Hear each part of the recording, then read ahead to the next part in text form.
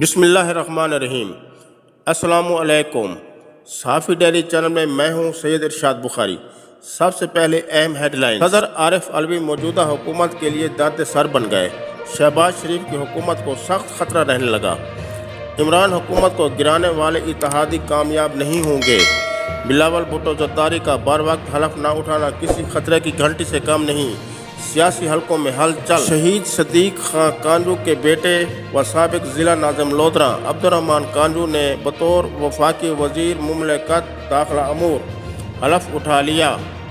دوست احباب کی طرف سے مبارکبادوں کا سلسلہ جاری ہو گیا۔ ڈالر پھر مہنگا ہو گیا، قیمت 187 روپے 50 پیسے ہو گئی۔ شمالی وزیرستان دتا خیل سیکورٹی فورسز اور دہشت گردوں کے درمیان فائرنگ کا تبادلہ۔ ایک دہشت گرد فرید احمد ہلاک، رپورٹ ISPR۔ دادو میہڑ آتش زدگی، 9 بچے اور 160 جانور ہلاک، جبکہ 145 مکانات تباہ۔ لوگ کھلے آسمان تلے زندگی گزارنے پر مجبور۔ سابق وزیر اعظم عمران خان آج رات سوشل میڈیا پر عوام کے ساتھ گفتگو کریں گے۔ ترین گروپ کے اون چودھری وزیر اعظم کے مشیر مقرر۔ عثمان بزدار کا استعفیٰ تکنیکی غلطی کی نظر نیا آئینی بحران کھڑا ہو گیا۔ شہباز شریف کا ریلیف ماہ رمضان میں 10 کلو آٹا کا تھیلا، ریٹ 400 روپے مقرر، 150 روپے کمی کر دی گئی۔ سابق وفاقی وزیر برائے کھیل مرزا محمد ناصر بیگ نے حلقہ این 161 سے الیکشن لڑنے کا اعلان کر دیا۔ سیاسی پارٹی کا اعلان بعد میں کیا جائے گا، افطار ڈنر میں اظہار خیال۔ اب ایک نظر تجزیاتی رپورٹ پر۔ عمران خان کی حکومت گرنے کے باوجود صدر عارف علوی تاحال صدارت کے عہدہ پر براجمان ہیں، جو کہ موجودہ حکومت کے ساتھ کوئی تعاون نہ کر رہے ہیں۔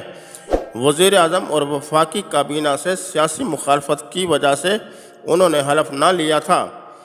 گورنر پنجاب عمر سرفراز چیمہ کی برطرفی کے لیے وزیر اعظم کی طرف سے بھجوائی گئی سمری پر دستخط نہ کر کے انہوں نے عینی بحران کھڑا کر دیا ہے، اور الٹا گورنر کو کام جاری رکھنے کا مشورہ دے کر انہوں نے PTI کے ساتھ جانبداری کا ثبوت دیا ہے۔